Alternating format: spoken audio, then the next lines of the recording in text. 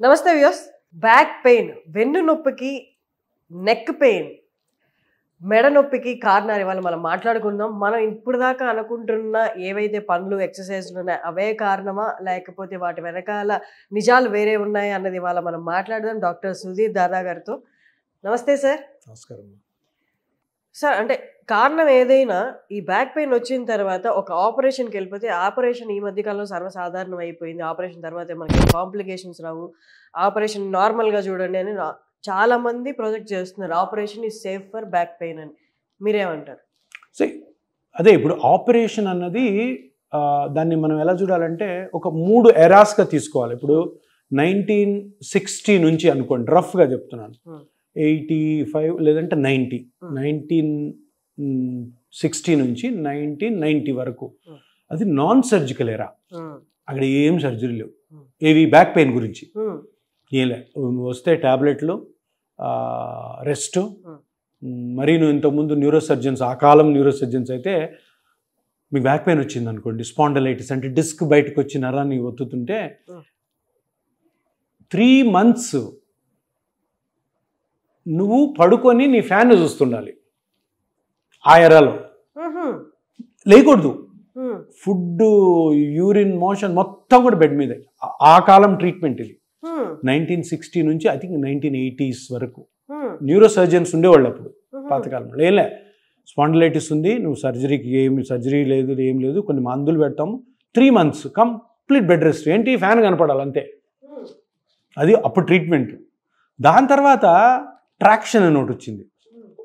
Traction అంటే కాలుకి, ఇప్పుడు నడుములో మీకు డిస్క్ బయటకు వచ్చి నరాన్ని వస్తుందంటే కాలుకి ఒకటి బరువు వేసి పెడతారు. ఒక 5 kgs 10 kgs బరువు పెడితే అప్పుడు ఆ డిస్క్ అట్లా ఓపెన్ అయితే ఆ నర్వ్ మీద కంప్రెషన్ పోతుంది. అది కూడా అవుట్డేటెడ్. ఇప్పుడు తర్వాత 90లో సర్జరీ స్టార్ట్ అయింది. సర్జరీ ఏంటి, నడుము కోసి ఆ డిస్క్ ఒకవేళ నరాన్ని ఒత్తుతుంటే డిస్క్ పీకేయడం, లేదు బోన్స్ ఒకదాని మీద ఒకటి స్లిప్ అయితే ఆ బోన్స్ స్లిప్ అయిన వాటిని స్ట్రైట్ చేసి స్క్రూస్ యాడ్ చేయడం. స్పైన్ మీద ఈ 2 సర్జరీలు ఉండేది, ఇంకేం లేవు. బ్యాక్ పెయిన్ లేదు, స్పైన్లో ట్యూమర్స్ ఉన్నాయో, స్పైన్ యాక్సిడెంట్ అయితే, ఫ్రాక్చర్ అయితే అవి వేరే. మామూలుగా మనకి ఇప్పుడు 30 ఏళ్ళు దాటిన తర్వాత నొప్పులు వస్తాయి కదా, బ్యాక్ పెయిన్స్, వాటికి ఉన్న సర్జరీస్ 2.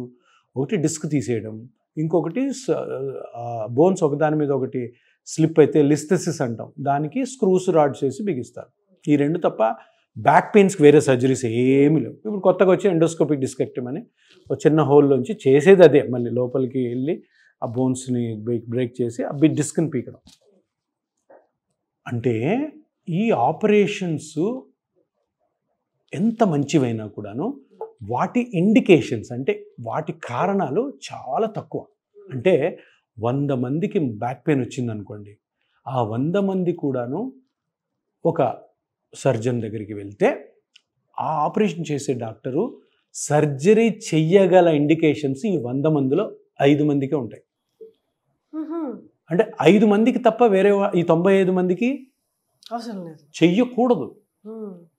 చెయ్యొచ్చు, చెయ్యకూడదు. ఏమి చెయ్యకూడదు మనం తెలుసుకోవాలి ఫస్ట్. ఎవరు, డాక్టర్లు కాదు, పేషెంట్లు కూడా. సో మరి సరే ఈ 100 మంది పరిస్థితి ఏంటి? ఆపరేషన్ చేయట్లేదు, మందులు పెడుతున్నారు. మందులు పెడితే మందులు లివర్, కిడ్నీ మీద ఎఫెక్ట్ చేస్తాయి కాబట్టి ఎక్కువ రోజులు వాడలేరు. సో వీటి పరిస్థితి ఏంటి పరిస్థితి? సఫర్ అవుతారు. కొంతమందికి ఈ మందులతోనూ అంత ఒక్కొక్క లెవెల్ ఆఫ్ రిలీఫ్ వస్తుంది, సర్లే మన బ్రతుకు ఇంతే కదా అని నడుతూ ఉంటారు. మీరు చూడండి, ఎప్పుడన్నా మీరు ఎవరైనా ఇంటికి ఎప్పుడు పార్టీకి వెళ్తే ఒక లేడీస్ ఉంటారు, కొంతమంది ఒక 60 ఏళ్ళు ఉంటారు, అమ్మ నాకు 25 years నుంచి స్పాండలైసిస్ ఉందంటారు. 25 years నుంచి స్పాండలైసిస్ అంటే నడుము నొప్పితో అన్ని సంవత్సరాలు బాధపడడం ఏంటి? అది చెప్పుకోవడం ఏంటి వాళ్ళు? ఏదో నాకు 25 years నుంచి షుగర్ ఉందంటే షుగర్కి ట్రీట్మెంట్ లేదు కాబట్టి ఆ ట్యాబ్లెట్లు వాడుకుంటే షుగర్ ఉంది, కంట్రోల్లో ఉంది అంటారు. ఈ బ్యాక్ పెయిన్ అంటే నాకు 25 years నుంచి స్పాండలైటిస్ ఉంది అంటే అర్థం ఏంటి? 25 years నుంచి బ్యాక్ పెయిన్ సఫర్ అవుతున్నాను. ఎంత పాపం ఇది. సో ఇప్పుడు కొత్త ట్రీట్మెంట్ ఏంటంటే, మీరు అన్నారు కదా సర్జరీస్ 5 ఆ 5 members చేయండి, మంచిగా ఉంటారు. ఈ 95 members కానీ మీరు సర్జరీ చేయాలని ప్రయత్నం చేస్తే మంచి కాస్త చెడు అవుతుంది. అర్థమైందా? సార్ ఇప్పుడు ఈ 95 మెంబర్స్ పరిస్థితి ఏంటి సార్ అని అడుగుతారు. 95 మెంబర్స్కి ఒక 6-7 సంవత్సరాల వరకు ఇదే పరిస్థితి. ట్యాబ్లెట్లు వాడడం, ఎక్సర్సైజ్ చేసుకోవడం, ట్యాబ్లెట్లు వాడడం, ఎక్సర్సైజ్ చేసుకోవడం. తగ్గినోడికి తగ్గుతుంది, తగ్గినోడికి కొన్ని రోజులు తగ్గుతుంది, మళ్ళీ వస్తుంది. తగ్గనోడికి తగ్గదు, పెరుగుతూ ఉంటుంది. కొంతమంది పని మానేస్తారు, కొంతమంది ఇంట్లో పనులు చేయరు, ఆ చుట్టుపక్కల సూటిపోటి మాటలు అంటుంటారు. ఈ విధంగా వాళ్ళు అట్లా అలవాటు పడిపోయి ఉంటారు. ఇప్పుడు రోజు వచ్చి మిమ్మల్ని ఒక స్కేల్తో కొడుతున్నాం అనుకో, ఒక 2-3 నెలలు బాధగా ఉంటుంది, 3వ నెల నుంచి అలవాటు అయిపోతుంది. నొప్పి అలవాటు పడతారు, వాళ్ళ నడక మారిపోతుంది. వాళ్ళు ఏదన్నా వంగాలంటే భయపడతారు, వంగరు. ఎందుకు? బ్యాక్ పెయిన్ ఉంది. వీళ్ళందరికీ ఈ 6-7 సంవత్సరాల నుంచి వచ్చిన కొత్త పెయిన్ మేనేజ్మెంట్ ట్రీట్మెంట్ ఏంటంటే డిఫరెంట్ ట్రీట్మెంట్స్ అన్నమాట. అంటే ఒకటి ట్రీట్మెంట్ కాదు, ఆ పేషెంట్కి ఏ పార్ట్ నుంచి నొప్పి వస్తుందో కనుక్కొని ఆ పార్ట్ని ట్రీట్ చేయడం. ఉదాహరణకి ఇది మన స్పైన్ అనుకుంటే దీంట్లో ఎన్నో స్ట్రక్చర్స్ ఉంటాయి. ఎందుకు అన్ని స్ట్రక్చర్స్ ఉంటాయి? దీంట్లోంచి స్పైనల్ కార్డ్ పోతుంటుంది. స్పైనల్ కార్డ్ అనేది వెరీ సెన్సిటివ్ స్ట్రక్చర్. దానికి ఏమైనా దెబ్బ తగిలిందంటే మన బాడీలో పారాలిసిస్ వస్తుంది. దాన్ని ప్రొటెక్ట్ చేయడానికి చాలా బోన్స్ని పెట్టాడు. కేసు తలకు హెల్మెట్ లాగా ఇది చూడు, మొత్తం బోన్సే. ఎందుకు? స్పైనల్ కార్డ్ని ప్రొటెక్ట్ చేయడానికి. మరి ఇన్ని బోన్స్ పెట్టినప్పుడు అన్ని బోన్స్ మధ్య అన్ని జాయింట్స్ మధ్య అన్ని లిగమెంట్స్, ఇవన్నిటిని కవర్ చేయడానికి మజిల్స్, నర్వ్స్, డిస్క్స్ ఎన్నో చూసారా. సో మనం ఆపరేషన్ చేసేదేమో డిస్క్ మీద బోన్స్ స్లిప్ అయితే ఫిక్సేషన్. మరి ఇన్ని స్ట్రక్చర్స్కి ట్రీట్మెంట్ ఏంటి? సో ఈ పెయిన్ మేనేజ్మెంట్లో మేము చేసే స్పెషాలిటీలో ప్రతి పార్ట్కి ట్రీట్మెంట్ ఉంది. ఇప్పుడు సపోజ్ మీకు జాయింట్ నుంచి పెయిన్ వస్తుంది, జాయింట్కి ఒక ట్రీట్మెంట్ ఉంది. లిగమెంట్ నుంచి పెయిన్ వస్తుంది, లిగమెంట్కి ఒక ట్రీట్మెంట్ ఉంది. లేదు నర్వ్ నుంచి పెయిన్ వస్తుంది, నర్వ్కి ఒక ట్రీట్మెంట్ ఉంది. డిస్క్ నుంచి వస్తుంది, డిస్క్ ఒక ట్రీట్మెంట్ ఉంది. పెద్ద పెద్ద మజిల్స్ ఉంటాయి ఇక్కడ, ఆ మజిల్స్ కట్ అయ్యాను అనుకో, దాని ట్రీట్మెంట్. అన్ని ట్రీట్మెంట్స్ కూడాను ఇంజెక్షన్తో చేసే ట్రీట్మెంట్స్, నో సర్జరీ.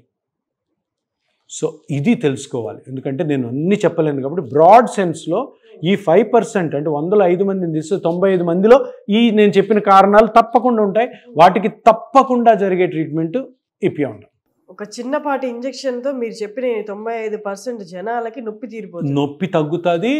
వాళ్ళకి మేము చెప్పిన జాగ్రత్తలతో మళ్ళీ కూడా నొప్పి రాకుండా చూడొచ్చు. ఇది గత 5-6 ఏళ్ళుగానే ఉందా సార్? 6-7 years అనుకోవచ్చు. అంతకుముందు లేదు. సో జనాలకు అవగాహన కూడా అసలు ఒక ఇంజెక్షన్తో తగ్గుతుంది అనేది చాలా మంది. ఇప్పుడు మీరు కూడా అన్నారు కదా సార్, ఇప్పుడు సర్జరీ పరిపాటి అయిపోయింది, అందరూ వెళ్తున్నారు కాంప్లికేషన్. సర్జరీ ఎప్పుడు కాంప్లికేషన్స్ లేకుండా ఉండదు. ఏదైనా సర్జరీలో కాంప్లికేషన్ లేదు అంటే అది అబద్ధం. తప్పకుండా కాంప్లికేషన్స్ ఉంటాయి. ఎంత మంచి డాక్టర్ అయినా కూడా, ఎంత మంచి సర్జరీ ఆపరేషన్స్లో ఉంటాయి. కానీ మనం చేసే ఇంజెక్షన్ ట్రీట్మెంట్లో 0 కాంప్లికేషన్స్, నో సైడ్ ఎఫెక్ట్స్. కానీ దీంట్లో స్కిల్ ఏంటంటే ఈ పార్ట్లో ఏ పార్ట్ దెబ్బతినిందని కనుక్కోవడమే స్కిల్, అది ఎక్స్పీరియన్స్. అది ఇపియాన్లో ఉంటుంది. ఎందుకంటే మేము ఒక పేషెంట్ వచ్చినప్పుడు ఆ బ్యాక్ ఎగ్జామిన్ చేసి, ఎంఆర్ఐ చేసి, మా దగ్గర ఉన్న స్కాన్స్ చేసి ఆ కరెక్ట్ పార్ట్ని కనుక్కుంటే సింపుల్ ఇంజెక్షన్తో ఎక్సలెంట్ రిలీఫ్ అండ్ మళ్ళీ రాకుండా చేయొచ్చు. సో చూస్తున్నారు కదా అండి, 95% మందికి ఈ కైండ్ ఆఫ్ సిమ్టమ్స్ ఉన్నాయి, పెయిన్స్ ఉన్నాయి. దీన్ని ప్రొలాంగ్డ్ చేసి దాన్ని తీవ్ర స్థాయికి తీసుకెళ్లకుండా సరైన టైంలో డాక్టర్ని కన్సల్ట్ అయితే చిన్నపాటి ఒక ఇంజెక్షన్తో మన నొప్పులు అన్నీ తీరిపోతాయి. సో మీరు ఎవరైనా కాంటాక్ట్ చేయాలి అనుకుంటే, డాక్టర్ గారి కన్సల్టేషన్ కావాలి అనుకుంటే కింద స్క్రోల్ అవుతున్న నెంబర్స్ కాల్ చేసి డాక్టర్ అపాయింట్మెంట్ తీసుకొని మీరు పర్సనల్గా వచ్చి మీ ప్రాబ్లమ్స్ ఈ డాక్టర్ గారితో తెలిపి సరైన పరిష్కారం మీరు పొందొచ్చు. Thank you sir.